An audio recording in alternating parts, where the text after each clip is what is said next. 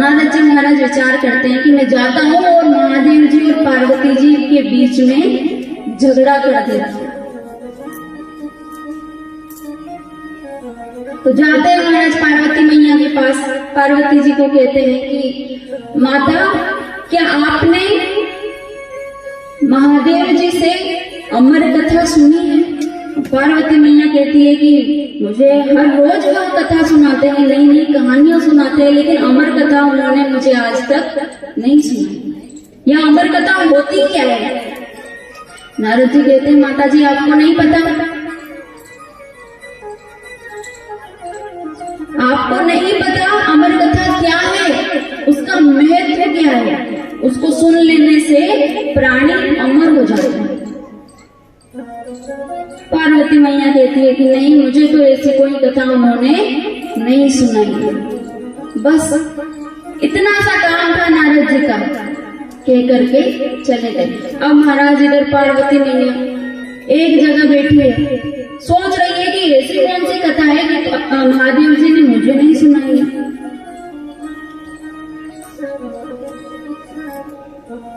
नाराज हो जाती है। महादेव जी आते हैं। महादेव जी आकर के बैठे हैं। महादेव जी विचार कर रहे हैं कि रोज जब मैं आता था कैलाश पर्वत तो मेरी बड़ी खातिरदारी होती थी, पूछ परख होती थी, लेकिन आज तो ना मुझे लेने के लिए द्वार पर आया गया, ना ही भोजन परोसा गया। महादेव जी जाते हैं, चुपचाप बैठ जाते हैं। पार्वती जी मैया से पूछ रहे धीरे से, अरे मैंने कोई गलती की है? ऐसा क्या किया कि आपने मुझे भोजन के लिए भी नहीं पूछा? पार्वती मैया कहती है कि महादेव, आपने मुझे हर कथा के बारे में सुनाया है, लेकिन आपने मुझे आज तक अमर कथा के बारे में क्यों नहीं बताया? महादेव जी कहते हैं कि देखो, मैं तुम्हें जो भी कथा सुनाता हूँ, तुम उसके बाद में क्या करती हो? पार्वती मैया कहती है कि मैं कहानी सुनती हूँ, कथा को सुनती हूँ और जाकर के सबको सुना देती हूँ। महादेव जी कहते हैं बस इसीलिए नहीं सुनाया। अगर मैं तुम्हें सुना देता तो तुम हर जगह जाकर के उस कथा को सुना देते, इसीलिए मैंने तुम्हें सुनाया नहीं। पार्वती मैया के बहुत कहने पर महादेव जी कहते हैं कि चलो ठीक है, मैं तुम्हें कथा को सुनाता हूँ। अब महादेव जी और पार्वती मैया कैलाश पर्वत पर बैठे हैं। महादेव जी कहते हैं पार्वती मैया से कि मैं जो यह कथा सुनाने जा रहा हूं, इसकी महिमा बहुत ही अपार है और यह ऐसी कथा है जो देवताओं को भी नसीब नहीं है। इसकी बहुत महिमा है, तो गलती से भी यह कथा किसी और को मत सुनाना। और देवी, जब मैं कथा सुनाने लगूं तो तुम बीच बीच में पुकारे लेती रहना, ताकि मुझे पता चले कि तुम मेरी कथा को सुन रही हो। ऐसा नहीं हो कि मैं यहाँ कथा कहूँ और तो सो जाओ। तो इस कथा की बहुत महिमा है। अब पार्वती जी मैया कहती है कि ठीक है, मैं पूरी कथा सुनने के लिए तैयार हूँ। अब महादेव जी 3 ताली बजाते हैं ताकि वहां वृक्ष पर जो भी उपस्थित हो, जो भी जीव जंतु होगा वहां से चले जाए। 3 ताली बजाते हैं। लेकिन एक वृक्ष होता है और उस वृक्ष के ऊपर एक शुक बैठा होता है। अब जैसे ही ताली बजाते हैं, शुक उस डाली से बाहर आ जाता है। अब महाराज, कथा प्रारंभ होती है। अब कथा प्रारंभ होने के बाद में आधी कथा समाप्त होती है और पार्वती जी मैया सो जाती है। अब शुक का स्वभाव क्या होता है? तोते का स्वभाव होता है कि हम जो भी बार बार बोलते हैं वह शुक दोहराने लग जाता है। इधर पार्वती मैया बीच बीच में कह रही थी, हाँ समझ आ रहा है, हाँ समझ आ रहा है, तो शुक भी वही बातें बोलने लगा। महादेव जी आंख बंद करके कथा सुना रहे हैं। अब इधर पार्वती मैया की जगह शुक बोलने लगा कि हाँ मुझे समझ आ रहा है। जैसे ही कथा समाप्त होती है, आंखें खोलते हैं महादेव जी, आंखें खोलते हैं, देखते हैं कि पार्वती मैया तो सो रही है। अगर पार्वती मैया सो रही है तो यह आवाज किसकी आ रही थी? कौन मेरी कथा सुन रहा था? आसपास देखते हैं कोई नजर नहीं आता। ऊपर देखते हैं तो डाली पर एक शुक बैठा हुआ है, एक छोटा सा शुक।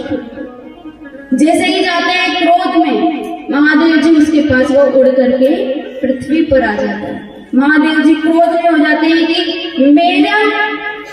मेरे बिना आज्ञा के तुमने मेरी कथा को क्यों सुना? पृथ्वी पर आते हैं महाराज, उड़ते हुए वह शुक वेद व्यास जी की पत्नी के मुख में प्रवेश करते हैं। पत्नी के मुख में जाते हैं। महादेव जी क्रोधित होकर के पृथ्वी पर विचरण करने लग जाते हैं कि जब तक वह शुक बाहर नहीं निकलेगा तब तक मैं यहां से नहीं जाऊंगा। अब महाराज, जैसे ही 9 महीने पूर्ण होते हैं, शुकदेव जी भीतर से कह रहे हैं कि मैं बाहर नहीं आऊंगा। अगर मैं बाहर आया तो महादेव जी मुझे मार डालेंगे, मैं बाहर नहीं आऊंगा। लेकिन इधर महादेव जी कहते हैं कि अगर तुम बाहर नहीं आओगे तो मैं भी यहाँ से जाने वाला नहीं। जब तक तुम बाहर नहीं आओगे मैं यहाँ से नहीं जाऊंगा। अब महाराज, सामान्यतः 9 महीने में शिशु गर्भ से बाहर निकलता है, लेकिन यहाँ 12 महीने हो गए लेकिन सुखदेव जी बाहर नहीं निकले।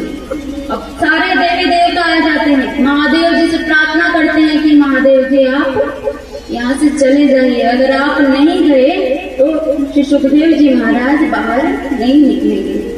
महादेव जी कहते हैं कि ठीक है मैं चला जाऊंगा। लेकिन श्री सुखदेव जी महाराज कहते हैं कि अगर आप चले गए ना प्रभु तो भी मेरी एक शर्त है, उस शर्त को आप अगर पूरा करोगे तभी मैं यहाँ से बाहर आऊंगा। कौन सी शर्त?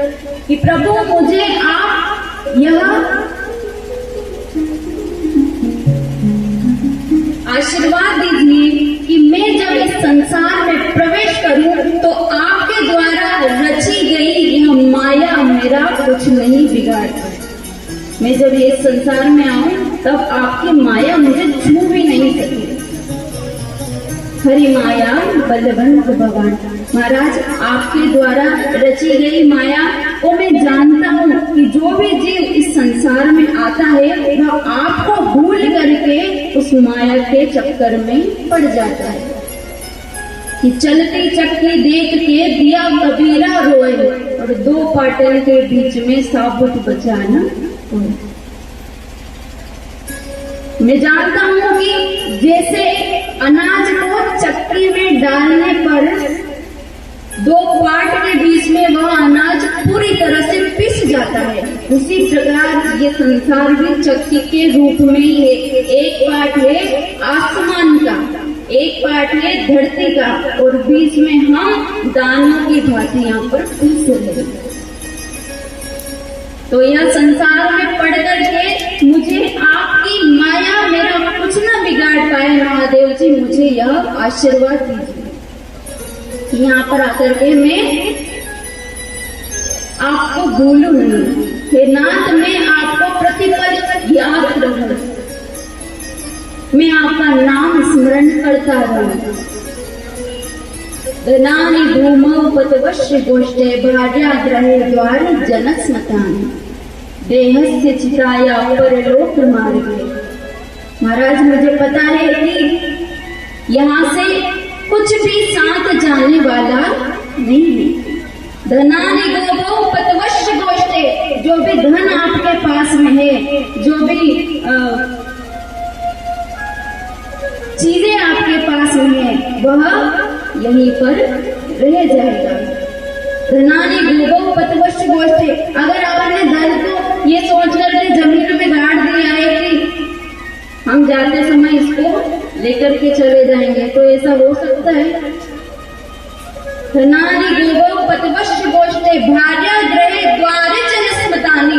और तो और महाराज, दिन रात हमारे सुख दुख में हमारे साथ रहने वाली हमारी भार्या यानी कि धर्म पत्नी, वह भी कहाँ तक साथ जाती है? घर के द्वार पर। वह भी हमारे साथ जाने वाली नहीं है। तो फिर जाएगा क्या? हमारे द्वारा, हमारे मुख से लिया हुआ प्रभु का नाम। जो हम प्रतिपल भगवान का नाम लेते हैं, जो प्रतिपल भगवान का स्मरण करते हैं, केवल वही साथ जाएगा और कुछ साथ जाने वाला नहीं। इसलिए सदैव भगवान कृष्ण भी ये नहीं कहते कि तुम सब काम को छोड़ करके भक्ति करने लग जाओ और जंगल में चले जाओ। अगर वह यह कहते तो अर्जुन से यह उपदेश नहीं कर रहे होते कि ये जो सामने जो भी लोग हैं इनको माफ कर दे, इन्हें क्षमा कर दे और तू तपस्या करने चला जा। नहीं, भगवान कृष्ण ने कहा कि अगर तू इस संसार में आया है तो तेरा कर्म ही तेरे साथ है।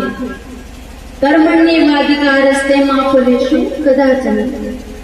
तो प्रतिपल हर काम में काम कर रहे हैं महाराज, कर्म कर रहे हैं, लेकिन ये मत भूलिए कि भगवान हमारे साथ हैं। भगवान को मत भूलिए। काम करते समय भी अगर हम भगवान को नहीं भूले तो फिर श्री सुखदेव जी महाराज यही तो कह रहे हैं कि मैं जब इस संसार में आऊं तो मैं केवल आपको भूलूं नहीं, बस मुझे इतना सा आशीर्वाद चाहिए कि मैं आपको हमेशा याद रखूं, मेरे मन में आपकी छवि हमेशा रहे। मुझे केवल इतना आशीर्वाद दे दीजिए। संसार में जाने पर भी मेरे मन में जो आस्था आपके प्रति है, जो भक्ति आपके प्रति है, वह कम न हो।